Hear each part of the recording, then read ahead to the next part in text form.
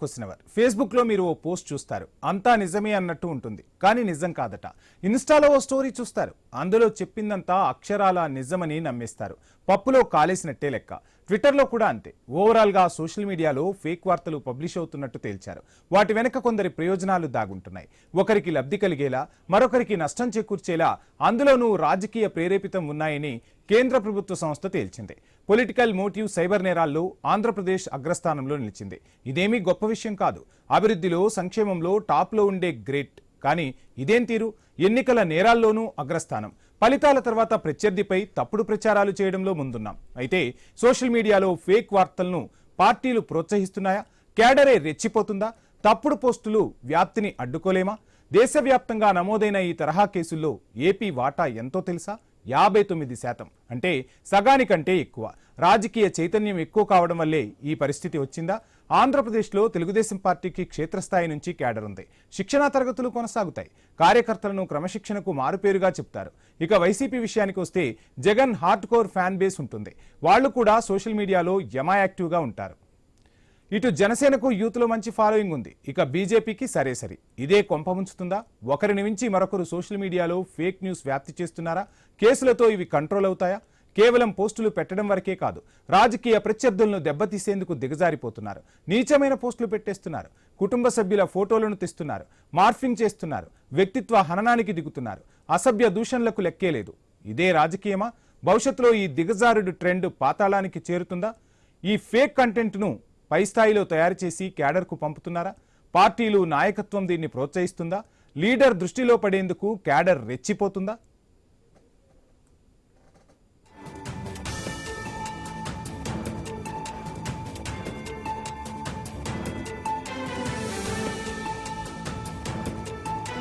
Social media ఇప్పుడిక రాజకీయ పార్టీలకు ఒక బ్రహ్మాస్త్రం అయిపోయిందా? ఫేస్బుక్లో మీరు పోస్ట్ చూస్తారు, అది నిజమే అని నమ్మేలా కనిపిస్తోంది మరి, కానీ అది నిజం కాదట.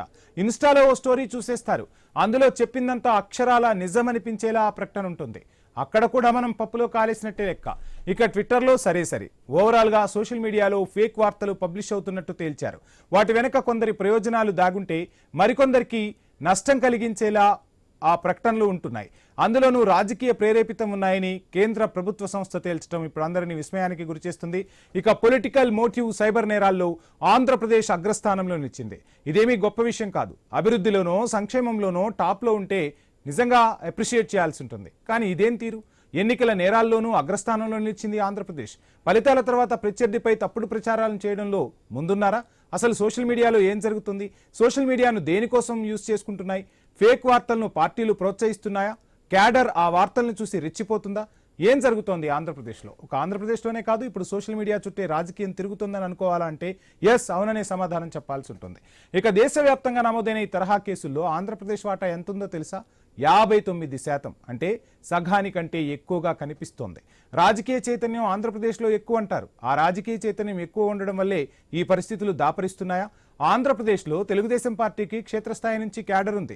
తెలుగుదేశం పార్టీ అధిష్టానం ఆ క్యాడర్కు ఎప్పుడూ శిక్షణా తరగతులు కూడా నిర్వహిస్తుంది. ఇక తెలుగుదేశం పార్టీ కార్యకర్తలను క్రమశిక్షణకు మారుపేరుగా చెప్తారు ఆ పార్టీ అధినేత. ఇటు వైసీపీ విషయానికి వద్దాం. అక్కడ జగన్కు హార్డ్ కోర్ ఫ్యాన్స్ ఉన్నారు. అటు చూస్తే పవన్ కళ్యాణ్కు హార్డ్ కోర్ ఫ్యాన్స్ ఉన్నారు. జనసేన బలం కూడా ఉంది. భారతీయ జనతా పార్టీ కూడా సోషల్ మీడియాలో గట్టిగానే ఉంది. కానీ ఎందుకు ఈ విపరీత ధోరణులకు వెళ్తున్నారు? ఇందులో ప్రయోజనం పొందేది ఎవరు, నష్టపోయేది ఎవరు అనేది ఇప్పుడు అసలు చర్చ. రైట్, ఇక ఇదే అంశానికి సంబంధించి ఫుల్ డీటెయిల్స్ మా కొలీగ్ బ్రాహ్మణి అందిస్తారు. బ్రాహ్మణి, చూస్తున్న మొత్తంగా సోషల్ మీడియా వార్ ఏ విధంగా ఉంటుందో చూస్తున్నాం. సో ఒక రకంగా చెప్పాలి అంటే అరచేతిలోకి మొబైల్ వచ్చిన తర్వాత రాజకీయమే కాదు, ప్రతి అంశము కూడా సోషల్ మీడియాలో ఇమిడిపోతుంది. రకరకాల ప్రకటనలు గందరగోళానికి కూడా గురి చేస్తున్నాయి. ఇక ఆంధ్రప్రదేశ్లో ఏకంగా 59% సోషల్ మీడియాలకు సంబంధించి ఒకరిపై ఒకరు దుమ్మెత్తి పోసుకోవడంలో అగ్రస్థానంలో ఉన్నారు. అంటే సో ఏ విధంగా చూడాలి ఇటువంటి పోస్టులను? రాజకీయ పార్టీలు కట్టడి చేయలేవా? అసలు ఏం జరుగుతుంది, ఏం చెప్పదలుచుకున్నారు? Yes Vamshi, thank you. Yes, మీరు అన్నట్టుగా కూడా ఈ మధ్య కాలంలో ఫేక్ పోస్టులు ఎక్కువగా కనిపిస్తున్నాయి. అసలు సోషల్ మీడియాలో ఏం రాసినా నిజము అని చెప్పేసి మనం అనుకుంటూ ఉంటాం. అవి సోషల్ మీడియాలో కానీ మార్ఫింగ్ చేసేవి కానీ పోస్టులు కానీ అన్ని రకాలుగా అన్నమాట. అవి రాసేవన్నీ అంటే అన్ని కాదు, పూర్తిగా దాదాపులా కొన్ని అబద్ధాలే ఉంటున్నాయి అనమాట. అయితే ఒకసారి ఇదంతా మేము చెప్తున్న మాట మోటివ్ సైబర్ నేరాల్లో ఆంధ్రప్రదేశ్ అగ్రస్థానంలో ఉంది అని చెప్పేసి ఒక సర్వే చెప్తుంది. ఇదైతే చాలా గొప్ప విషయం అయితే ఏం కాదు. అభివృద్ధి సంక్షేమంలో గొప్ప విషయంగా ఉండాలి, టాప్ లో ఉంటే అదొక గ్రేట్. కానీ ఈ రకంగా సైబర్ నేరాలో కానీ ఇలా ఫేక్ పోస్టులు పెట్టడం కానీ ఇన్స్టా ట్విట్టర్ లో తప్పుడు పోస్టులు తీవ్రంగా కలకలం రేపుతున్నాయి. మార్ఫింగ్ చేస్తున్నారు ఫొటోస్ ని, సైబర్ నేరాల్లో పాల్పడుతున్నారు. అసలు ఎందుకు ఇలా జరుగుతుంది? ఇంత టాప్ లో ఉంటే ఏ విధంగా చూసుకోవాలి? అయితే మొత్తంగా ఒకసారి చూసుకుందాం. ఏపీలో ముఖ్యంగా దేశవ్యాప్తంగా నమోదైన ఈ తరహా కేసుల్లో ఏపీ వాటా 59%. అంటే సగం అంటే 50%, 9% ఎక్కువ, అంటే సగానికంటే ఎక్కువనే ఉంది. సో సగానికంటే ఎక్కువగా ఉన్న నేపథ్యంలో అసలు ఆంధ్రప్రదేశ్ లో టీడీపీ, అలాగే వైఎస్ఆర్సీపీ, ఇక బీజేపీ, జనసేన ఈ 4 పార్టీలు ప్రధానంగా ఉన్నాయి. టీడీపీకి ఏమో క్షేత్రస్థాయి నుంచి క్యాడర్ ఉంటుంది, శిక్షణ తరగతి నిర్వహిస్తారు, వాళ్ళు కార్యకర్తలకు కూడా క్రమశిక్షణకు మారుపేరుగా చెప్తూ ఉంటారు. ఇక వైసీపీ విషయానికి వస్తే జగన్ కు చాలా మంది ఫ్యాన్స్ బేస్ ఎక్కువగా ఉంటుంది, హార్డ్ కోర్ ఫ్యాన్స్ కూడా ఉంటూ ఉంటారు. ఇక బీజేపీ వర్షన్ అయితే బీజేపీ నుంచి కూడా చాలా యాక్టివ్ గా ఉంటారు సోషల్ మీడియాలో. సో ఒకరిని మించి ఒకరు ఉంటుంటారు అనమాట. ఇక జనసేన విషయానికి వస్తే జనసేన ఏమో యూత్ లో మంచి ఫాలోయింగ్ కూడా ఉంటూ ఉంటుంది జనసేనకి. సో వీటన్నిటి విషయాల వల్ల సోషల్ మీడియాలో యాక్టివ్ గా ఉంటారు చాలా ఈ 4 పార్టీలు కూడా. ఇందుకోసమే ఈ విధంగా పెరుగుతుందా? యాక్టివ్ గా ఉండడం వల్లే కూడా, రాజకీయ చైతన్యం ఎక్కువగా ఉండడం వల్లే కూడా ఈ పరిస్థితి వచ్చిందా ఏపీకి అనేది కూడా తెలియాల్సి ఉంది. వీటన్నిటి గురించి మాట్లాడదాం, డిస్కస్ చేద్దాం. మనతో పాటు లైవ్ లో జాయిన్ అయ్యారు బొట్ల రామారావు గారు, వైఎస్ఆర్సీపీ రాష్ట్ర అధికార ప్రతినిధి. నమస్కారం అండి.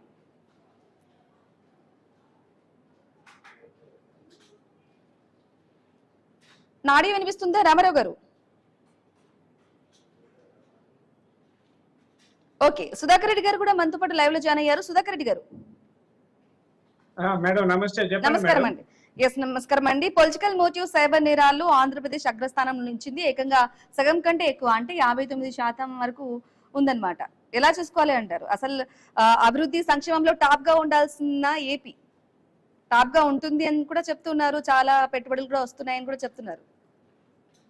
మేడం 2024లో కూటమి ప్రభుత్వం ఏర్పాటు అయిన తరువాత అభివృద్ధి సంక్షేమాలు పరుగులు తీస్తున్నాయని రాష్ట్రంలో పెట్టుబడులు వస్తున్నాయి, పరిశ్రమలు పెడుతున్నాయి, అభివృద్ధి అత్యంత వేగంగా దూసుకుపోతోంది. అయితే సైబర్ నేరాలు లేదా ఇట్లా ఫేక్ న్యూస్లు ఇవన్నీ కూడా సోషల్ మీడియాలో కొంత వికృత రూపం కూడా దాల్చిన మాట వాస్తవమే, దీన్ని ఎవరు కాదనడానికి లేదు. అయితే ప్రతిదాన్ని రాజకీయ కోణంలో చూడడానికి లేదు. ఇది ప్రపంచ వ్యాప్తంగా ఉన్న ఒక సమస్య అండి. ఇప్పుడు సోషల్ మీడియాలో ఈ వికృత ప్రవృత్తి లేదా ప్రవర్తన పరిణామాలు అన్నవి ప్రపంచవ్యాప్తంగా ఉన్నాయి. అయితే ఆంధ్రప్రదేశ్లో చంద్రబాబు నాయుడు గారు లేదా హోమ్ మినిస్టర్ అనిత గారు దీని మీద చాలా కేర్ తీసుకోవడం వల్ల ఎక్కువ కేసులు పెడుతున్నారు. ఎక్కువ కేసులు పెట్టేటప్పటికి ఏమైంది, ఎవరైనా సర్వేలు చేసే వాళ్ళు కేసులు ఎన్ని ఉన్నాయని చూస్తారు. కేసులు పెట్టని రాష్ట్రాల్లో ఈ నేరాలు లేదని కాదు, ఇక్కడ రాజకీయ చైతన్యం ఎక్కువ, రాజకీయ పోరాటం ఎక్కువ. వైఎస్ఆర్ పార్టీ లేదా టీడీపీ కూటమి ఈ 2 పార్టీలు బలంగా ఉన్నాయి. 2 పార్టీలు కూడా సోషల్ మీడియాని చాలా పటిష్టంగా పకడ్బందీగా నడుపుతున్నాయి. ఈ నేపథ్యంలో కొంతమంది సైకోలు ఉన్నారండి, ఏ పార్టీలు అని కాదు, సైకోలు సోషల్ మీడియాలో సైకోలు చెలరేగిపోతున్నారు. ఇది పార్టీలతో సంబంధం లేదండి. అంటే పండిత పుత్ర సుంట అని ఒక సామెత ఉంది, పండిత పుత్రుడు కూడా సుంట కావచ్చు. అలా మనం ఇప్పుడు టీడీపీలోనో లేదా మా అంటే ఒకరిని కాదు సుధాకర్ రెడ్డి గారు, ఒకరిని కాదు, మనం అందరి గురించి చెప్పుకోవాలి. ఒకరిని మించి మరొకరు కూడా సోషల్ మీడియాలో ఇట్లాంటి ఫేక్ న్యూస్ ని వ్యాప్తి చేస్తున్నారా అనేది కూడా వస్తుంది. మరి అంటే కేసులతో కూడా ఇవి కంట్రోల్ చేయలేకపోతున్నాయి కదా. ఇదే మేడం, అదే చెప్తున్నానండి. నేను ఒక సైకాలజిస్ట్ గా చెప్తున్నాను. నేను చాలా రోజుల నుంచి ఈ సోషల్ మీడియాలో సైకోల మీద చాలా పోస్టులు పెడుతున్నాను, వీడియోలు కూడా చేస్తున్నాను. సైకాలజిస్ట్ అయిన నేను 2020లో ఇలా వాటి మీద తీవ్రంగా పోస్టులు పెట్టినప్పుడు ఈ సోషల్ మీడియాలో సైకోలు చెలరేకపోవడం వెనక ఉన్న మానసిక రుగ్మతలను గురించి చెప్పినప్పుడు చంద్రబాబు నాయుడు గారు ఆ వీడియో చూసి నన్ను ప్రశంసించి పార్టీలో అధికార ప్రతినిధిగా ఇచ్చారండి. ఇప్పుడు లేననుకోండి. ఎస్, ఈ విషయానికి సంబంధించి డిస్కషన్ చేద్దాం సుధాకర్ రెడ్డి గారు ఇంకా డీటెయిల్ గా కంప్లీట్ గా. షార్ట్ బ్రేక్ తీసుకుందాం. Stay with us.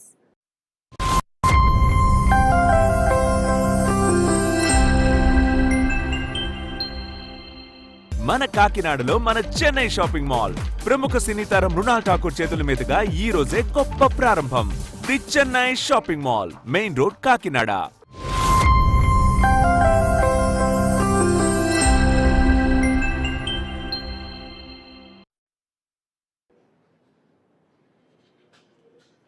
Back to question number. Political motive cyber నేరాల్లో ఆంధ్రప్రదేశ్ అయితే అగ్రస్థానంలో నిలిచింది. ఇక ఎన్నికల నేరాల్లో కూడా అగ్రస్థానంలో ఉంది. ఈ విషయానికి సంబంధించి డిస్కషన్ కంటిన్యూ చేస్తున్నాం. సుధాకర్ రెడ్డి గారు మాట్లాడుతున్నారు, అలాగే బొట్ల రామారావు గారు కూడా మనతో పాటు జాయిన్ అయ్యారు. రామారావు గారు నమస్కారం అండి.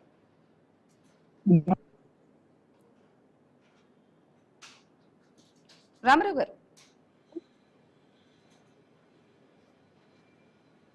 Yes okay. రామారావు గారు మీ ఆడియో వినిపించట్లేదు. సుధాకర్ రెడ్డి గారు మీరు చెప్పండి. అయితే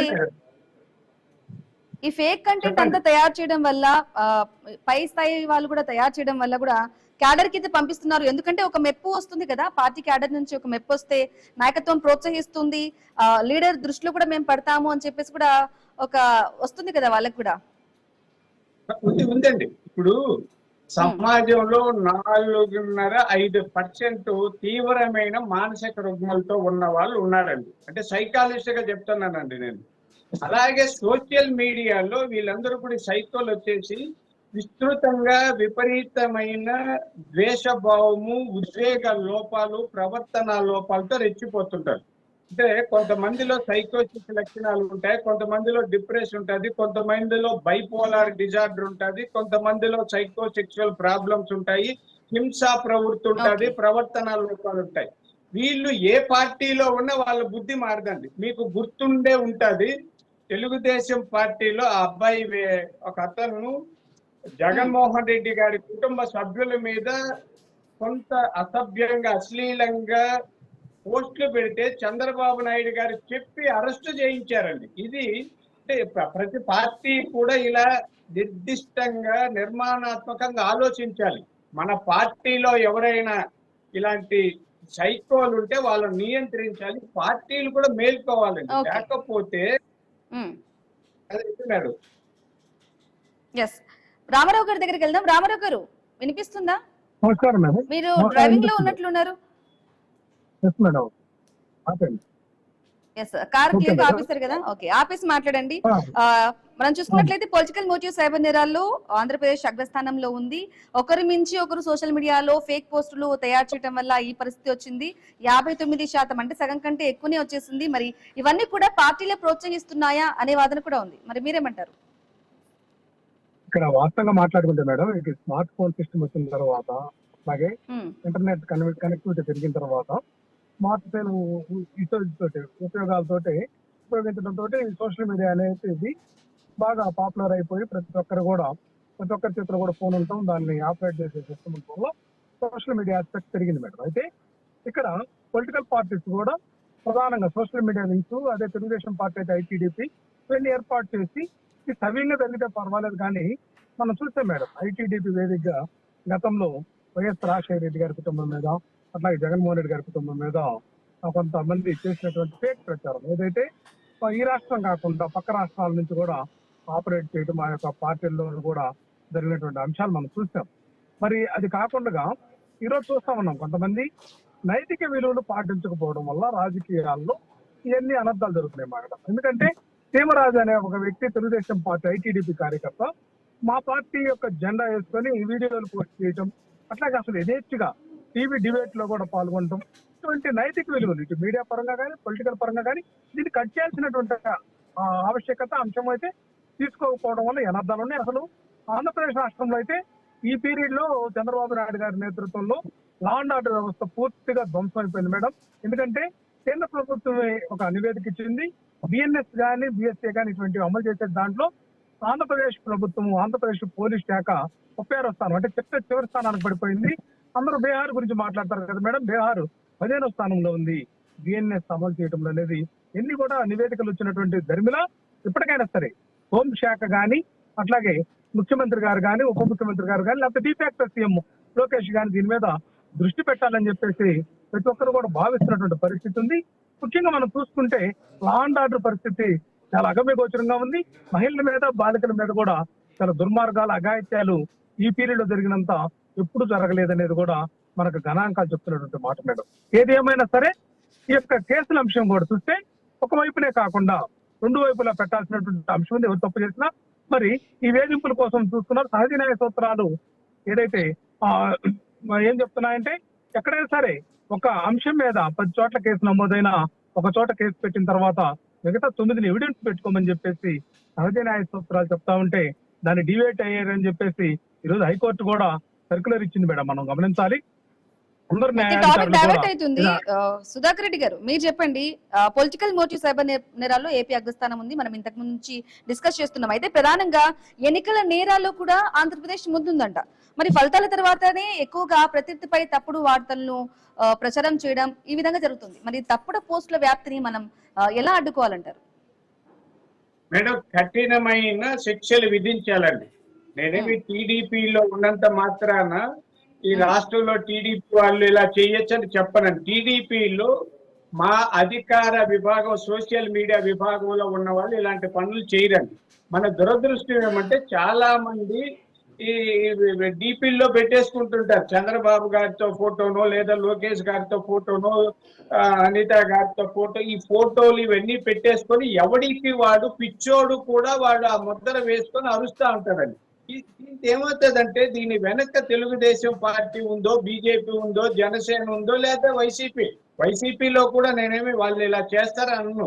ఇలాంటి కొంతమంది సోషల్ మీడియాలో బాగా వైరల్ అయితే యూట్యూబ్లు కానీ, పోస్టులకు కానీ వ్యూస్ ఎక్కువ వస్తే డబ్బులు వస్తుందని ఒక పిచ్చి భ్రమలో చాలా మంది ఇలా చేస్తున్నారు అనేది నా అంచనా అండి.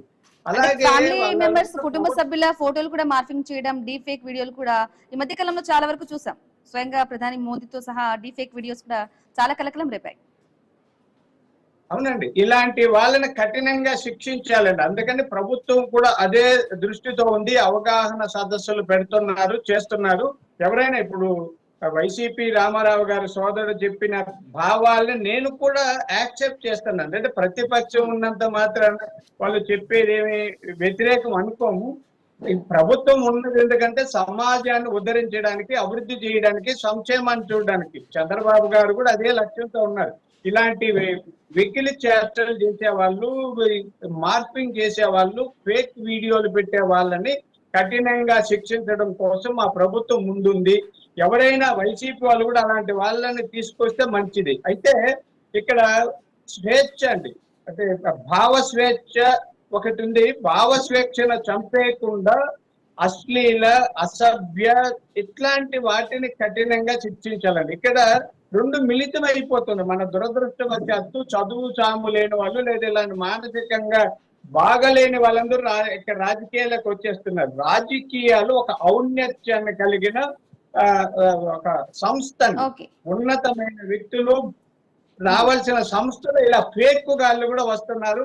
వాళ్ళ మీద చర్యలు తీసుకోవాలని తెలుగుదేశం పార్టీ సీనియర్ నాయకుడిగా నేను కోరుకుంటున్నానండి. ఓకే అండి, ఓకే సుధాకర్ రెడ్డి గారు. రామారావు గారు మేడం చెప్పండి మేడం. ఎస్, మీరు కార్ డ్రైవ్ చేస్తున్నారు, దయచేసి సైడ్ ఆపుకొని మాట్లాడితే కొంచెం చాలా బెటర్ గా ఉంటుంది.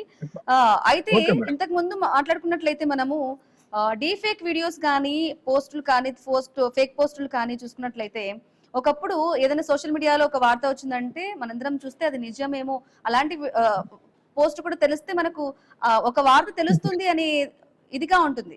బట్ ఇప్పుడు ఏది నమ్మాలో, ఏది నిజమో, ఏది అబద్ధమో అనే సిచ్యుయేషన్ కనిపిస్తుంది. మేడం, ఈ ఆర్టిఫిషియల్ ఇంటెలిజెన్స్ వచ్చిన తర్వాత మనం దేన్ని ఎటు వైపు వెళ్తున్నాం అనేది కూడా మనం అనుమానాస్పదంగా ఉంది. ఏదైనా సరే వాస్తవమైనటువంటి వార్తను కూడా అనుమానించాల్సినటువంటి అవసరం ఉంది. అసలు చూస్తుంటే 50% అబౌవ్ ఫేక్ సంబంధించినటువంటి అంశాలే మనకి సర్క్యులేట్ అవుతున్నాయి అనేది మనం చూస్తా ఉన్నాం మేడం. ఇది కరెక్ట్ కాదు. ఏదైనా సరే ఈ పోస్ట్ చేసేటటువంటి వాళ్ళు కానీ, లేకపోతే ఈ యొక్క పార్టీ ప్లాట్ఫామ్ మీద పనిచేసేటటువంటి వాళ్ళు కానీ ఏదైనా సరే యథార్థం వైపు నిలబడాలి. ఏదైనా ఫేక్ ఉంటే, లేకుంటే క్రియేషన్ ఉంటే ఇది మేము ఈ విధంగా క్రియేషన్ చేసామనేది స్పష్టంగా పెట్టినా కూడా కొంతమందికి అర్థమవుతుంది. ఎందుకంటే అందరికీ ఇది అర్థం కాదు కదా మేడం, నిజంగా ఒరిజినల్ గానని చెప్పేసి ఈ ఆర్టిఫిషియల్ ఇంటెలిజెన్స్ ఉపయోగించి చాలా ఫేక్ సంబంధించినటువంటి వీడియోలు కానీ ఫోటోలు కానీ మార్ఫింగ్ కానీ క్రియేషన్ జరుగుతూ ఉంది. దీనికి ఖచ్చితంగా కఠినమైనటువంటి చట్టాన్ని తీసుకురావాలి. ఇప్పుడు ఉన్నటువంటి చట్టాలు సరిపోవట్లేదు. ఈ మార్ఫింగ్ కానీ ఫేక్ కానీ ఏఐ ఉపయోగించి వీళ్ళు ఇష్టానుసారం చేసేటటువంటి దానికి ఒక ఆన్లైన్ కోడ్ వచ్చేస్తే అది ఎవరు క్రియేట్ చేశారనేది అర్థం చేసుకుని వెంటనే స్పందించేటటువంటి వ్యవస్థ కూడా తీసుకురావాల్సినటువంటి ఆవశ్యకత ఇప్పుడున్న పరిస్థితులు ఉంది మేడం.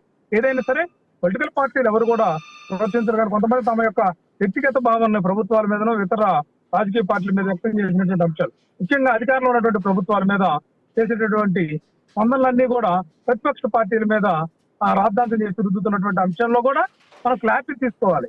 అతను వ్యక్తిగతంగా తీసుకుని తనకు నష్టం జరిగిందని చెప్పి ప్రభుత్వం మీదనో లేకపోతే ప్రభుత్వాధినేతల మీదనో మాట్లాడుతున్నారా లేకపోతే ఏంటనే అంశం చూసుకోకుండా ప్రతిపక్షాల మీదనే నిందలేసేటటువంటి విధానం కూడా సరైనది కాదు. అన్ని అంశాలను కూడా ఈ సందర్భంగా మేము తెలియజేస్తాం.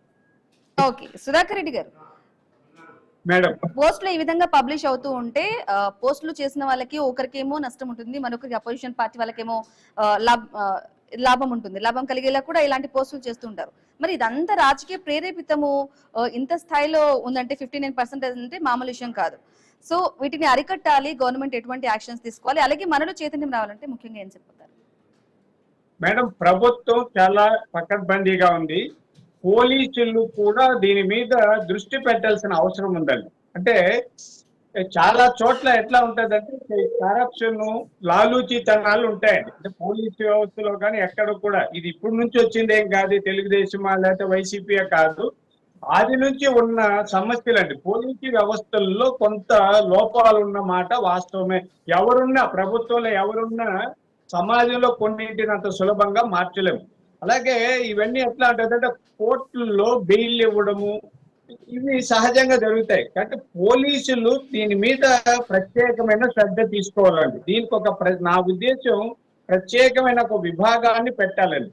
ఎవరో కేసులు పెట్టేది కాకుండా ఎక్కడైనా ఇట్లా సైబర్ నేరాలకు పాల్పడే వాళ్ళు లేదా ఇట్లా అసభ్యంగా అశ్లీలంగా ఫేక్ వీడియోస్ లేదా మార్ఫింగ్ వీడియోస్ పెట్టే వాళ్ళని ఐడెంటిఫై చేసి వెంటనే కేసు పెట్టాలండి. ఇప్పుడు మనం ఒక వీడియోని యూట్యూబ్ లో అప్లోడ్ చేసామనుకోండి, మనం ఇంతకు ముందు మాట్లాడుకున్నట్లు ఇట్లాంటి ఫేక్ కంటెంట్ ని ఇలా పై స్థాయి వరకు కూడా హై లెవెల్లో తయారు చేసి పబ్లిష్ చేయడం వల్ల క్యాడర్ కి పంపించి వాళ్ళ దగ్గర ఈ నాయకత్వం ప్రోత్సాహం లభిస్తుందేమో, లీడర్ దృష్టిలో మనం క్యాడర్ లో పడతామేమో అన్నట్లుగా కూడా అనిపిస్తూ ఉంటది కదా వాళ్ళకి. కొంచెం ఉంటదండి అట్లా. వెధవల్ని ఎవ్వరు ఎంకరేజ్ చేయరండి. నేను చెప్తా, వెధవ అనే పదం ఘాటుగా చెప్తున్నా. పనికి మాలిన వాడు, బేవర్షగాడు, గాలికి తిరిగేవాడు, మానసిక రోగి, విశృంఖలంగా తిరిగేవాడిని రాజకీయ నాయకుడని ఎవరు చెప్తారండి? ఆ బేవర్షగాలని నేను చెప్తున్నాను. నేను కూడా రాజకీయాలంటే ఒక ఔన్నత్యం ఉన్న రంగం అండి, అదొక సంస్థ. రాజకీయాలేక పనికిరాని వాళ్ళంతా ఎంకరేజ్ చేసే బుద్ధిహీనులు ఎవ్వరు ఉండరండి. అలా చేసే వాళ్ళతో పాటు ఉన్న వాళ్ళు నష్టపోతారు. ఎందుకంటే ఒక గుళ్ళేకి ఎవరినో తీసుకొచ్చినట్టు ఉంటది. ఇట్లాంటి పనికి మాలిన వాళ్ళని తెలుగుదేశం ఎంకరేజ్ చేయదు. పోలీసులు ఏదన్నా ఎవడో ఈ తెలుగుదేశం పేరు కండువా చెప్పుకొని బయటపడాలనుకుంటే పోలీసులు జాగ్రత్తగా ఉండాలి. ఎక్కడ కూడా చంద్రబాబు నాయుడు గారు తప్పులు చేసిన తెలుగుదేశం వాళ్ళని రక్షించమని ఎక్కడా చెప్పలేదు. ఎక్కడన్నా ఉంటే నాకు చూపండి. నేను ఆ పార్టీలో ఉండి చెప్తున్నా. నాకేమి ఇప్పుడు పదవి కూడా లేదు. ఆయనేమి చంద్రబాబు గారిని వెనకేసుకో రావాల్సిన అవసరం లేదు. ఎప్పుడు కూడా నాకు తెలుసండి, చంద్రబాబు నాయుడు గారు నేరాలు, ఘోరాలు, హింసా ప్రవృత్తి కలిగిన వాళ్ళని ఎంకరేజ్ చేయరు. తెలియకుండా కొందరు చేస్తుంటారు, పదవులే ఇవ్వరండి ఆయన. ఇలాంటి నిప్పుర వ్యవస్థ ఉద్దేశాలు ఉన్న వాళ్ళు, ప్రవర్తన ఉన్న వాళ్ళని చంద్రబాబు నాయుడు గారు దూరంగా పెడతారు. అలాంటి వాళ్ళు ఎవరన్నా ఉంటే పోలీసులు కేసులు పెట్టి కఠినంగా శిక్షించాలనేది నా ఉద్దేశం కూడా అండి. ఓకే అండి, రామారావు గారు ఫైనల్ గా ఏం చెప్తారు? ఏది ఏమైనా సరే ప్రభుత్వం వైపు నుంచే ఇది ఏదైనా సరే చట్టపరమైనటువంటి చర్యలు కానీ దాని యొక్క నివారణకు కానీ బాధ్యత కానీ వహించాల్సినటువంటి పరిస్థితి ఉంటుంది. ప్రభుత్వంలో ఉన్నటువంటి పెద్దలు కూడా ఖచ్చితంగా ఈ అంశాల్లో కొంచెం జాగరూకతతోటి భవిష్యత్ అవసరాల దృష్ట్యా తమ మీద నిందలు పడకుండా చూసుకోవాల్సినటువంటి ఆవశ్యకత ఉంది. ఖచ్చితంగా హోంశాఖ ముఖ్యంగా చాలా అప్రమత్తంగా ఉండాల్సినటువంటి అవసరం ఉంది. రెండు వైపులా ఎవరైనా సరే సోషల్ మీడియాలో రెండు వైపులు కానీ లేకుంటే ఇంకా అదర్ సైడ్స్ కూడా ఎవరైనా సరే ఇటువంటి పోస్టింగ్లు చేస్తుంటే వాళ్ళని ఎప్పుడు కూడా ముందు మందలించడం, తర్వాత కఠినమైన 1, 2, 3 స్టెప్స్ తీసుకోవాలి. అదే కనుక ప్రతిపక్షాలు అయితేనేమో తీవ్రమైనటువంటి చర్యలు ఉంటున్నాయి. అదే అధికార పక్షం కానీ వాళ్ళ అనుయాయులు కానీ అయితే చర్యలే ఉండట్లేదు అనేటువంటి ఆ యొక్క సంశయం కానీ లేకపోతే అటువంటి ఆలోచన కానీ ప్రజల్లో నిత్యం నలుగుతా ఉంది. ప్రజలందరూ కూడా ఈ విధంగా చర్చించుకున్నటువంటి పరిస్థితి ఉంది మేడం. ఏదేమైనా సరే ఈ సోషల్ మీడియా అంశంలో ప్రభుత్వం ఒక నిబద్ధతతోటి పనిచేయాల్సినటువంటి అవసరం ఉంది మేడం. ఓకే అండి, బొట్ల రామారావు గారు అలాగే సుధాకర్ రెడ్డి గారు, థ్యాంక్ యూ అండి లైవ్ లో జాయిన్ అయ్యి మీ అభిప్రాయాన్ని తెలియజేసినందుకు. సో పొలిటికల్ మోటివ్ సైబర్ కేసుల్లో నేరాల్లో ఆంధ్రప్రదేశ్ అయితే అగ్రస్థానంలో ఉంది. మామూలుగా అంటే సగం కంటే పైన అంటే 59% ఎక్కువగా ఉంది. నార్మల్ గా అభివృద్ధి సంక్షేమంలో టాప్ లో ఉండాల్సిన రాష్ట్రాలు ఈ విధంగా అగ్రస్థానంలో ఉండడం చాలా ఆందోళన కలిగించే అంశంగా కనిపిస్తోంది. మరి ఇప్పటికైనా గవర్నమెంట్లు స్పందించి వీటిపై సోషల్ మీడియాలో, ట్విట్టర్లో, ఇన్స్టాగ్రామ్ లో, ఫేస్బుక్లలో తప్పుడు పోస్టులు, మార్ఫింగ్ ఫోటోలు, తప్పుడు వార్తలను కూడా ఖండించి వాటిపై చర్యలు తీసుకోవాలని ఐ న్యూస్ అయితే కోరుకుంటుంది. ఇది వాళ్ళ question hour. Keep watching I News. మీతోనే మీ వెంటే.